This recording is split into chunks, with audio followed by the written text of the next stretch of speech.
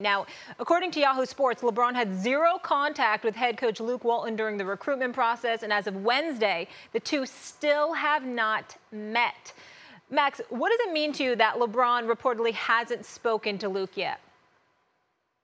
It means Luke Walton is not Magic Johnson's guy and certainly not LeBron James's guy. But that doesn't mean that they won't choose to continue with him as coach and support him.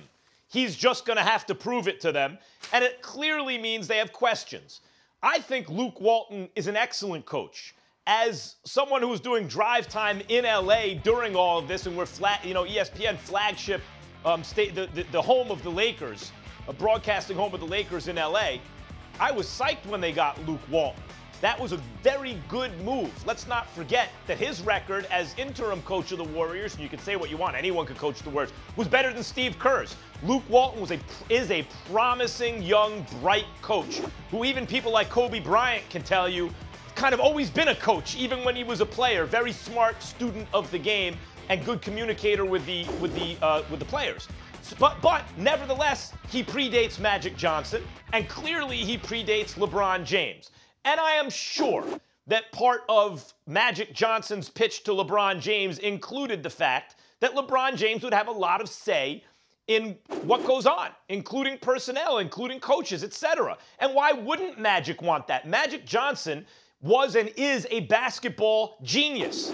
And so is LeBron James. And Magic Johnson is also an extremely successful businessman, something else LeBron James wants to be, which indicates that Magic is a basketball genius, but also just a very high functioning, at the very least, cerebral guy, as is LeBron James. So their decision-making is important. And the fact that LeBron James would have influence is important. It's actually the right way to do things. And I think what this suggests is the jury is out on Luke Walton. Stephen A., not that he might not get their support, but I don't think he has it yet.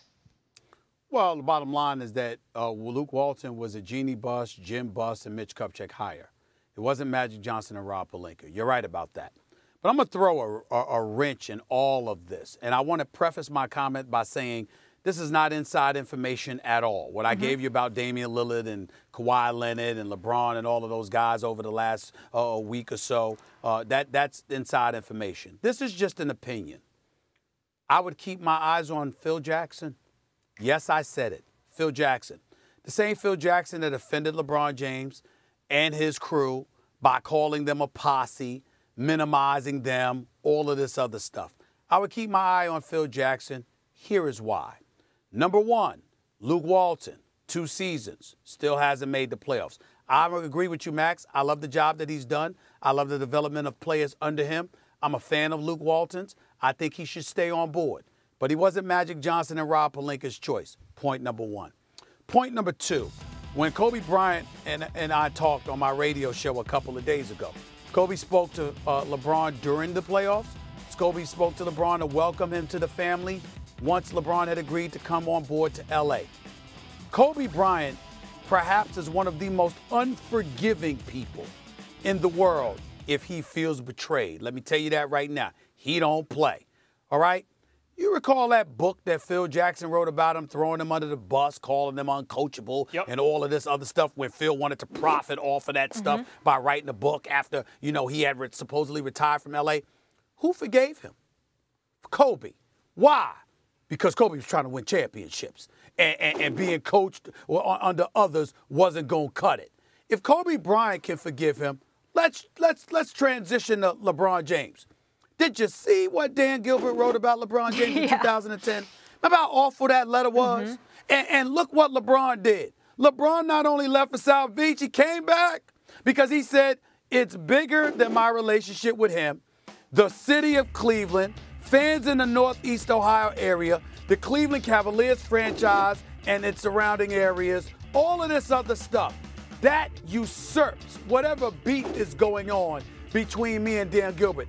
And that stance by Dan Gilbert, that letter, was far, far, far more incendiary than some backhanded slap that Phil Jackson gave to LeBron and his crew. So let me be very, very clear. If LeBron can forgive Dan Gilbert for that stuff enough to move on and do business with him? I'm quite sure if Luke Walton runs into some problems and changes needed to be made, it's certainly plausible that Phil Jackson could get a call. From whom, you might ask?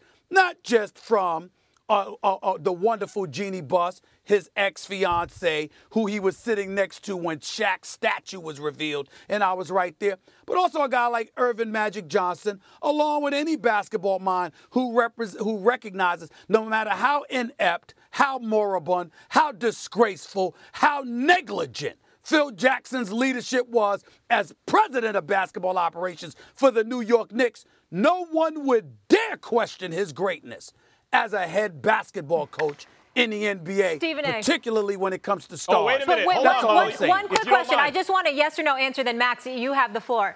Would you like this move? Would you like Phil Jackson to coach?